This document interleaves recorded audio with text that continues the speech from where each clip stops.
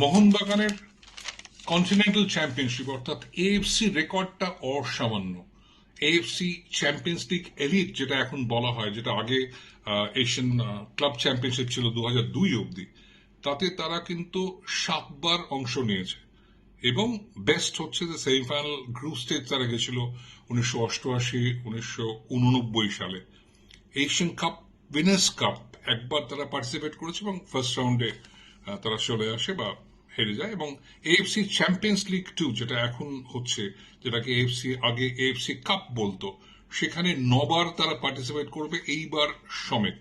অর্থাৎ AFC cup যেটা পরিচিত ছিল 2004 থেকে 2024 অব্দি, সেটাই কিন্তু এখন এএফসি চ্যাম্পিয়ন্স লিগ 2।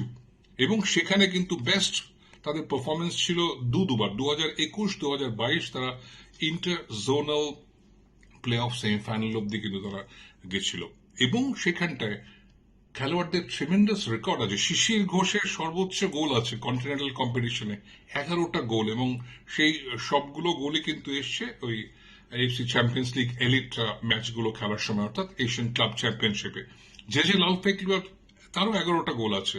10টা পেয়েছে এসিএল এলিট পর্যায়ের ম্যাচ খেলে, আর একটা এসিএল 2-তে। লিস্টন কোলাসো যে কারেন্ট টিমে থাকবে, তার 7টা গোল আছে, এবং সে সবগুলোই কিন্তু এসছে এএফসি চ্যাম্পিয়ন্স লিগ 2 খেলে। সানি নর্ডির 6টা আছে এবং সেটাও এসিএল 2-তে। আর কারেন্ট টিমের মধ্যে জেসন কামিংসের কিন্তু 4টে গোল আছে, সবগুলো এএফসি চ্যাম্পিয়ন্স লিগ 2-তে।